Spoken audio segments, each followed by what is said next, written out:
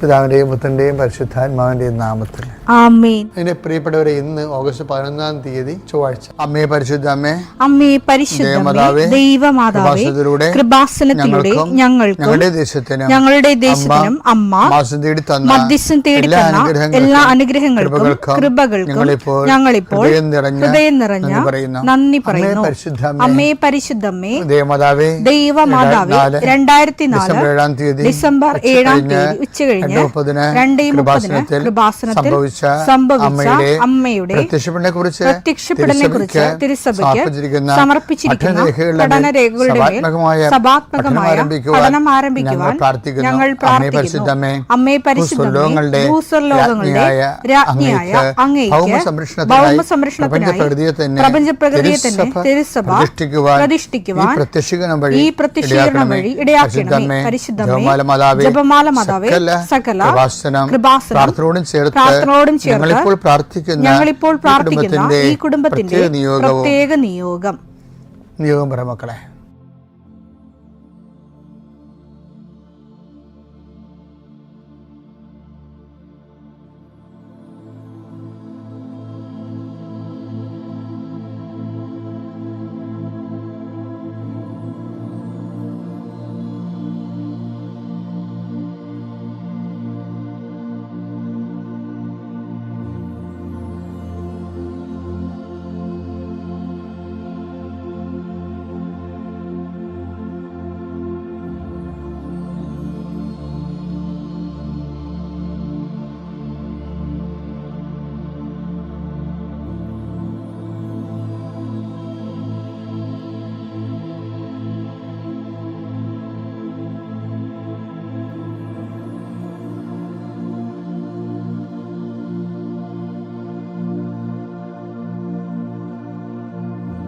അമ്മയുടെ പ്രത്യക്ഷീകരണത്തിന്റെ ഈ അനുഗ്രഹവേളയിൽ ഞങ്ങൾക്ക് സാധിച്ചു തരുവാൻ കനിയണമേ. ആമേൻ. വിശ്വാസ പ്രമാണം.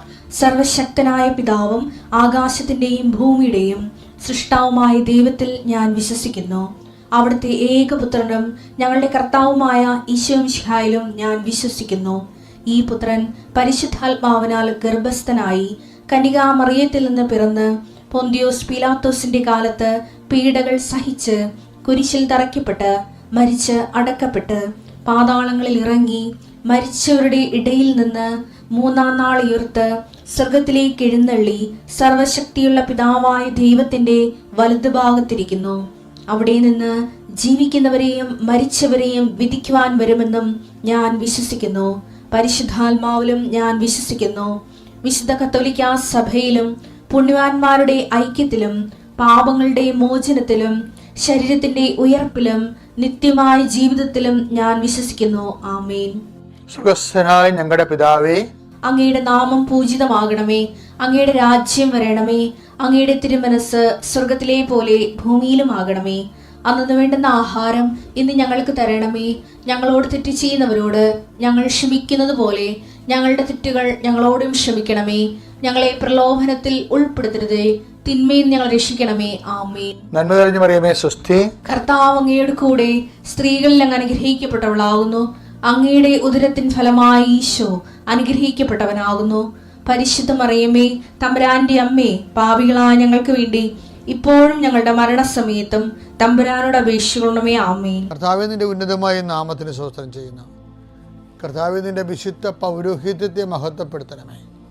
കർത്താവെ, സഭയിലുള്ള സാന്നിധ്യം ദൃഢമാക്കി 40 വർഷം ഞാൻ അർപ്പിച്ച കൃപാസന അൾത്താര ജീവനോടെ പ്രത്യക്ഷപ്പെട്ട മാതാവിൻ്റെ സാന്നിധ്യം, ഈ കൃപാസനത്തിൽ വന്നിറങ്ങി പ്രാർത്ഥിച്ചു പോകുന്ന ലക്ഷോപലക്ഷം മനുഷ്യരുടെ പ്രാർത്ഥനയുടെ ശക്തിയാൽ ഞാൻ ഇന്നത്തെ ദിവസത്തെ എൻ്റെ മക്കളുടെ ആവശ്യങ്ങളെ കർത്താവിൻ്റെ ദൃശ്യം സമർപ്പിച്ചുകൊണ്ട് ആശീർവദിക്കുന്നു. കർത്താവെ, അങ്ങയുടെ മക്കളുടെ മേൽ നിൻ്റെ തിരുമുറുപാർന്ന് മരുന്നുകരം വെക്കണമേ. എൻ്റെ കർത്താവിൻ്റെ ഉന്നതമായ നാമത്തിൽ ശിരസിൻ്റെ രോഗങ്ങൾ, ബ്രെയിനിലെ സിസ്റ്റുകൾ, ബ്രെയിനിലെ ക്യാൻസറുകൾ, ബ്രെയിനുമായിട്ട് ബന്ധപ്പെട്ട മുഴുവൻ രോഗങ്ങൾ ഈ നിമിഷം ഇത് പ്രാർത്ഥന കൂടുന്ന മക്കളുടെ മേൽ കർത്താവിൻ്റെ ശക്തി ഒഴുകുകയും നീ സുഖപ്പെടുകയും ചെയ്യട്ടെ. തൊണ്ടനൊമ്പരങ്ങൾ, അത്തോൺസൈറ്റുകൾ, തൈറോയിഡുകൾ, ശ്വാസകോശ രോഗങ്ങൾ, ഉദര രോഗങ്ങൾ, പിസ്ത രോഗങ്ങൾ, PCOD രോഗങ്ങൾ, സർവാംഗവാദ രോഗങ്ങൾ, വൃഷ്ണരോഗങ്ങൾ, കർത്താവിൻ്റെ നാമത്തിൽ ഉച്ചമുതൽ ഉള്ളംകാര് വരെ കർത്താവിൻ്റെ രക്തം പടരട്ടെ. മരുന്ന് ലേപനമല്ല, അങ്ങനെ വചനമാണല്ലോ അങ്ങനെ മക്കളെ സുഖപ്പെടുത്തുന്നത്. വചനത്തിൻ്റെ കരുത്ത ശക്തിയാൽ യേശുക്രിസ്തു ഉന്നതമായ നാമത്തിൽ അങ്ങനെ മക്കൾ സൗഖ്യം പ്രാപിക്കട്ടെ. കർത്താവെ, ഇന്നത്തെ യാത്ര, ഇന്നത്തെ സംസാരം, ഇന്നത്തെ കമ്മ്യൂണിക്കേഷൻസ്, ഇന്നത്തെ ഒപ്പുകൾ, ഇന്നത്തെ എഴുത്തുകൾ, ഇന്നത്തെ ഉപയോഗിക്കുന്ന വാഹനങ്ങൾ, കർത്താവ് ഇന്ന് ചെയ്തു തീർക്കേണ്ട എല്ലാ ഉത്തരവാദിത്തങ്ങളും കണ്ടുമുട്ടുന്ന എല്ലാ വ്യക്തികളുടെ മേലും എൻ്റെ മക്കളുടെ മേൽ കർത്താവിൻ്റെ ശക്തി പ്രവർത്തിക്കുകയും മാതാവിൻ്റെ മധ്യസ്ഥത്തിൽ സഞ്ചാരി മാതാവ് സമയത്തിൻ്റെ അധികാരം നിലമേലങ്കിയാൽ നിങ്ങളെ പൊതുകയും സന്തോഷത്തോടെ നിങ്ങൾ രാത്രി തിരിച്ചു വരാൻ ദൈവം അനുവദിക്കുകയും ചെയ്യട്ടെ. മക്കളെ, നമ്മൾ ഈ സീരീസിലുണ്ടല്ലോ, നമ്മൾ ഒരു ടോപ്പിക് എടുത്തിട്ട് അതിൻ്റെ ഘടനകൾ എങ്ങനെയാണ് നമ്മൾ പരിശോധിച്ച്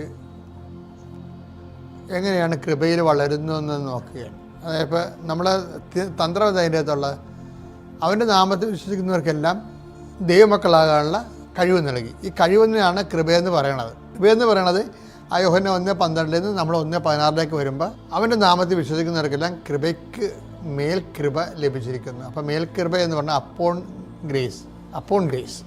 ഈ അതീത കൃപ നമുക്ക് ലഭിക്കുന്നതിന് വേണ്ടി നമുക്കെന്താ വേണ്ടത്? ഫെയ്ത്ത് അപ്പോൺ ഫെയ്ത്ത് വേണമെന്ന് പറഞ്ഞായിരുന്നു. ഫെയ്ത്ത് അപ്പോൺ ഫെയ്ത്തിൻ്റെ ഫസ്റ്റ് സ്റ്റെപ്പാണ് ഇന്നലെ നമ്മൾ കണ്ടത്. ദൈവം സൈലൻസ് ആയിരിക്കുമ്പോൾ നമ്മൾ സിൻസിയർ ആയിരിക്കണം. When God is silence we must tune to the sincerity. അത് നമ്മൾ സത്യസന്ധമായിട്ടാണ് വിഷയം. അപ്പോൾ ചില ആൾക്കാർക്ക് എന്താ സംഭവിക്കണമെന്ന് വെച്ചാൽ ദൈവം സൈലൻസ് ആകണമെങ്കിൽ പിന്നെ ഇവർ ഉഴപ്പാൻ തുടങ്ങും. അപ്പോൾ അവർ ദൈവമക്കളല്ലല്ലോ. ഞാൻ പ്രാർത്ഥിച്ചിട്ട് ഉത്തരവാദിത്തം കിട്ടണില്ല, അതുകൊണ്ട് ഞാൻ എഴുന്നേക്കണം താമസിക്കും, പിന്നെ അതൊരു സേവനം കുറക്കും, പ്രവർത്തനം കുറക്കും, ഉഴപ്പാൻ തുടങ്ങും സൈലൻസ് ആകുമ്പോൾ. ഇങ്ങനെയുള്ള ആൾക്കാർ ഉഴപ്പി പോകണമെന്ന് തന്നെയാണ് ദൈവം ഉദ്ദേശിക്കുന്നത്. അതാണ് കർത്താവ് സൈലൻസ് ആണ്. ഇനി രണ്ടാമത്തെ സെക്ഷനിൽ വരുമ്പോൾ ഫെയ്ത്ത് അപ്പോൺ ഫെയ്ത്ത് എന്ന് പറയുമ്പോൾ ഈ കാനൻകാരിയുടെ പെർസിവറൻസ് ഭയങ്കരമാണ്. അവൾ ആ ഉദ്യമത്തിൽ നിന്ന് മാറുന്നില്ല. എന്നാൽ അവൻ ഒരു വാക്ക് പോലും ഉത്തരം പറഞ്ഞില്ല.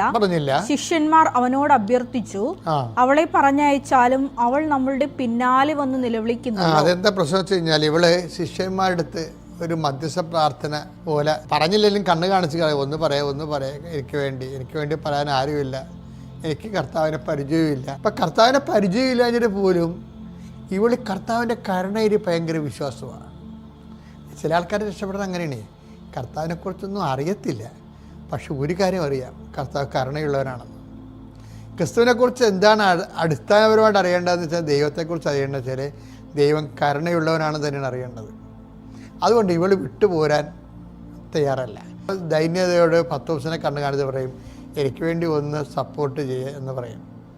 അപ്പോൾ പത്രോസ് മുന്നോട്ട് വന്നിട്ട് അവളോട് ഇതൊന്നും നടക്കത്തില്ലെന്ന് അറിയത്തില്ല, പക്ഷെ പത്രോസിനും കർത്താവ് ഇവളെ കൈവിടത്തില്ല എന്നുള്ള ഒരു ഫെൽറ്റ് നോളജുണ്ട്. കർത്താവിൻ്റെ കൂടെ കുറേ നാളായില്ലേ നടക്കുന്നത്. അപ്പോൾ കർത്താവ് നടക്കുമ്പോൾ ഇവളെ ഇപ്പം മിണ്ടിയില്ലെങ്കിലും ഇവളെ കൈവിട്ട് കളയുമെന്നുള്ള കുറിച്ച് പത്രോസ് ചിന്തിക്കണില്ല. പത്രോസ് ചിലപ്പോൾ ഞാൻ പറയുമ്പോൾ കർത്താവ് ചിലപ്പോൾ കേട്ടെന്ന് വരും. കർത്താവിൻ്റെ മൈൻഡ് സെറ്റ് അതാണെന്ന് അറിയാവുന്നതുകൊണ്ട് പറയും, നമ്മുടെ കൂടെ ഇവള് കരഞ്ഞുകൊണ്ട് വരണമല്ലോ, ഇവളെ ഒന്ന് ഡിസ്പേഴ്സ് ചെയ്യാൻ പാടില്ല എന്ന് ചോദിക്കും. അപ്പം അതിന് പത്രോസ് പറയേണ്ടവർ പറയുമ്പോൾ റെസ്പോണ്ട് ഉണ്ടാവില്ല. പത്രോസിനും ഉണ്ടായിരിക്കേണ്ട കാര്യമില്ല. അത് ഈ മധ്യസ്ഥ പ്രാർത്ഥന നമ്മൾ ഗുണമായാലും ദോഷമായാലും മധ്യസ്ഥത്തിന് ദൈവം മറുപടി പറയും. അതാ വിഷയം. ചിലപ്പോൾ അത് ഗുണമായിരിക്കും, അത് നമ്മുടെ കയ്യിരിപ്പ് പോലെ ഇരിക്കും. പക്ഷേ മധ്യസ്ഥൻ ഒരു വിഷയം പറഞ്ഞാൽ അത് സിസ്റ്റർ സെബസ്ത്യാനോസും അന്തോനിസായാലും ആരും കുഴപ്പമില്ല. അവർ നമ്മുടെ വിഷയം ഏറ്റെടുത്ത് പറഞ്ഞാൽ വൈറ്റ് ആൻഡ് ബ്ലാക്ക് ഈശോ അതിനെ റെസ്പോണ്ട് ചെയ്തിരിക്കും. ഈശോയുടെ റെസ്പോണ്ട് എന്ന് വെച്ച് കഴിഞ്ഞാൽ ഒരു ബ്ലാക്ക് റെസ്പോൺസാണ് വരുന്നത്. അവൻ മറുപടി പറഞ്ഞു, ഇസ്രായേൽ ഭവനത്തിലെ നഷ്ടപ്പെട്ട ആടുകളുടെ അടുത്തേക്ക് മാത്രമാണ് ഞാൻ അയക്കപ്പെട്ടിരിക്കുന്നത്. ഇതാണ് പ്രശ്നം. ദൈവത്തോടൊക്കെ ഇൻട്രാക്ട് ചെയ്യണമെങ്കിൽ കുറച്ച് ക്ലെയിമൊക്കെ ഉണ്ടാകണമേ, അത് പ്രധാനപ്പെട്ടതാണ്. അപ്പോൾ ഹി ഹാസ് നോ ക്ലെയിം.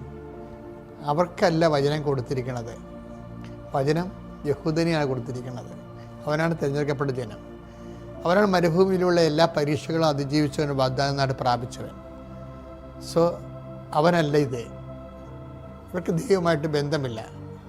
കുറേ അന്ധവിശ്വാസങ്ങൾ ആകത്തുകയാണ്. I don't want to respond it.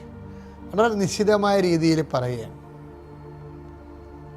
അപ്പോഴേ അവൾക്ക് മനസ്സിലാവും തനിക്ക് ക്ലെയിം ഇല്ലെന്ന്. ക്ലെയിം ഇല്ലെന്ന് മനസ്സിലായിട്ട് പിന്നെയും ഇവൾ എന്നാ വിട്ടു പോകണ്ടേ? പോകത്തില്ല. അതാണ് കാനംകാരി. Faith upon faith. കർത്താവിൻ്റെ കരുണയുടെ വാതിൽ പെട്ടെന്ന് ഷട്ട് ഡൗൺ ആകും. എന്താ പറയണത്? നിയമപരമായിട്ട് എനിക്ക് അവകാശമില്ല. ഞാൻ അയക്കപ്പെട്ടിരിക്കുന്നത് ഇസ്രായേൽ വംശത്തിലെ നഷ്ടപ്പെട്ടു പോയ ആടുകളുടെ അടുക്കത്തേക്കാണ്. ആ ടെക്നിക്കലായിട്ട് അത് ശരിയാണ്, നിയമപരമായിട്ട് ശരിയാണ്. ആളുകളുടെ അടുത്തേക്കുമാണ്, അതാണ് ശരി. പക്ഷെ എന്നാലും ഈശോ സ്റ്റാൻഡ് എടുക്കുകയും കാര്യം അതിൻ്റെ ഈ കാനംകാരി നിപ്പിലിങ്ങനെ ഇവിടെ ഗ്രാഫ് ഇങ്ങനെ ഉയർത്തുക. അവൾ തന്നെ ദൈവം സഹായിക്കണില്ല. അവളാ കൂടാതെ ആരും സഹായിക്കണില്ല. നമ്മുടെ വിശ്വാസത്തെ ഉയർത്തേണ്ടത് നമ്മൾ തന്നെയാണ്. അതാണ് ഏറ്റവും വലിയ വിശ്വാസം. അപ്പോൾ പത്രോസ് അവളുടെ വിശ്വാസത്തെ അവിടെ ക്ലെയിം, കർത്താവ് അവിടെ ക്ലെയിം ക്യാൻസൽ ചെയ്യുക, ഡിസോൺ ചെയ്യുന്നു. You have no claim. ദേ പൈതലേ, ചില സമയത്ത് ഇപ്പം നിൻ്റെ ഭർത്താവ് ഇപ്പം കഴിഞ്ഞ ദിവസങ്ങളിൽ ഒരു ചേട്ടത്തി വന്ന് എന്നെ പറ്റിച്ച്. അതായത് ചേച്ചി, ഞാൻ അടുത്താരെ ആൾക്കാരെ കണ്ടുകൊണ്ട് നിൽക്കുകയായിരുന്നു. എല്ലാവരും പോയി കഴിഞ്ഞപ്പോൾ കൊടുങ്കാറ്റ് പോലെ കരഞ്ഞു പോയി ഒരു ചേട്ടത്തി വന്നു. അവിടെ ചീട്ടിരിപ്പുണ്ട്. ആ ചീട്ട് എങ്ങനെ സംഘടിപ്പിച്ചതെന്ന് എനിക്കറിയാൻ പറ്റില്ല. അപ്പോൾ ഇവിടെ കരച്ചിലും പോയി നോക്കിയപ്പോൾ അവിടെ ഒരു ഫോട്ടോ ഇരിപ്പുണ്ട്. മകൻ ഇങ്ങനെ എന്തോ അവരുടെ റിലേറ്റീവാണ്. അപ്പോൾ ഇതൊക്കെ ഉണ്ടെങ്കിൽ മകനാണോ അപ്പനാണോ നമുക്ക് ചോദിക്കേണ്ട കാര്യമില്ല, രോഗിയാണത്. അയാൾക്ക് മെയിൻറ്റേഴ്സ് മറ്റേ വന്നിരിക്കുകയാണ്. അപ്പോൾ എനിക്കറിയാം ഇതിൻ്റെ അകത്ത് കള്ളച്ചീട്ടാണ് ഈ സംഭവം എന്ന് എനിക്ക് നന്നായിട്ട് അറിയാം. ഞാനത് നോക്കിയില്ല. എന്താ കാര്യം?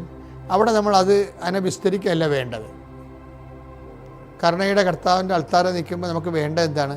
ആ വിഷയം ആദ്യം സെറ്റ് ചെയ്യണം. ഞാൻ വിഷയം അയാൾക്ക് വേണ്ടി എല്ലാവർക്കും പ്രാർത്ഥിക്കുന്ന പോലെ അവർക്ക് വേണ്ടി തരം പൂശി പ്രാർത്ഥിച്ച് ആൾക്കാരെ കൊണ്ടുപോയി മാതാവിൻ്റെ മധ്യസ്ഥന് വെച്ചിട്ട് ഞാൻ തിരിച്ചു കൊടുത്തിട്ട് അവിടെ ഉടമ്പടി പേപ്പർ എടുത്തപ്പോൾ എന്നാ സംഭവിച്ചിരിക്കണത്? ഇവർക്ക് ഉടമ്പടി പേപ്പർ ഇവിടെ കൃപാസനത്തിൽ വരാനുള്ള റൈറ്റ് ഇല്ല. അത് 24 ഒക്ടോബർ മാസത്തിൽ ഉടമ്പടിയാണ്. ഇന്ന് വരെ ആ സാധനം തുറന്നു നോക്കിയിട്ടില്ല.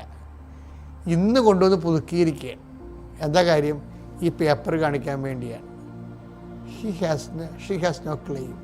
ദൈവത്തിന് പറ്റിപ്പാണ് ഒരു ഉടമ്പടി. അപ്പം ഞാൻ ചോദിച്ചു, ചേച്ചി ഇത് ക്യാൻസൽഡ് ഉടമ്പടിയാണല്ലോ. അല്ല, ഉടമ്പടി എടുത്തപ്പോൾ തന്നെ ഞാൻ പറഞ്ഞായിരുന്നു എനിക്കത് പൂർത്തിയാക്കാൻ പറ്റിയിരുന്നത്. അപ്പോൾ ഞാൻ ചോദിച്ചു, നിന്നെ പിന്നെ നിങ്ങളെന്താ ദൈവത്തെ പറ്റിക്കാൻ പോയത്? ഉടമ്പടി എടുക്കാൻ പോയത് എന്തിനാ? നമുക്ക് ഒന്നും ചെയ്യാൻ പറ്റത്തില്ല. ദൈവത്തെ പറ്റിച്ച് അവരാ പണി മേടിക്കുന്നതല്ലാതെ നമുക്കൊന്നും ചെയ്യാൻ പറ്റത്തില്ല. എപ്പോഴും നമ്മൾ ഉടമ്പടി എടുക്കുന്നത് ശ്രദ്ധിക്കണം. പക്ഷേ എന്നാലും അവർക്ക് 0 ക്ലെയിമാണെന്ന് വിചാരിച്ചു. പക്ഷെ അവർക്കൊരു ക്ലെയിമുണ്ട്. എന്താ കാര്യം? അവർ ഈ അത്യാസന സമയത്ത് അവർക്ക് ക്ലെയിം ഇല്ലെങ്കിലും അവർ കർത്താവിനെ ആശ്രയിച്ച് അൾത്താരെ വന്നു എന്നുള്ളതാണ് അവരുടെ ക്ലെയിം. മനസ്സിലായില്ലേ? ഇതാണ് ഈ കാനംകാരിയുടെ grace upon faith upon faith എന്ന് പറയുന്നത്. നിങ്ങൾക്ക് ക്ലെയിം ഇല്ലെന്ന്, നിങ്ങളൊരു പാപത്തിലാണ്, നിങ്ങൾക്ക് ക്ലെയിം ഇല്ലെന്ന് വിചാരിച്ചോ. എന്നാലും നിങ്ങൾ കുർബാന കൂടിയിട്ട് ദിവസങ്ങളായി പ്രത്യേക സാഹചര്യപ്പെട്ടു കിടപ്പിലാണെന്ന് വിചാരിച്ചോ. എന്നാലും നിങ്ങൾക്ക് ക്ലെയിമുണ്ട്. എന്താ കാര്യം? കർത്താവിൻ്റെ കരുണയുടെ വാതിൽ നിങ്ങൾക്ക് വേണ്ടി ഏത് സമയത്തും തുറക്കപ്പെടാമെന്ന് അവൻ നമുക്ക് വാഗ്ദാനം തന്നിട്ടുണ്ട്. അത് ക്ലെയിമാണ്. അപ്പം ഫെയ്ത്ത് അപ്പോൺ ഫെയ്ത്തിൽ നമുക്ക് 0 ക്ലെയിമാണ്. നമുക്ക് അവകാശവാദങ്ങളില്ലെങ്കിലും നിങ്ങൾ കർത്താവിൽ ആശ്രയിക്കണം. പിതാവിൻ്റെയും പുത്രൻ്റെയും പരിശുദ്ധ നാമത്തിൽ.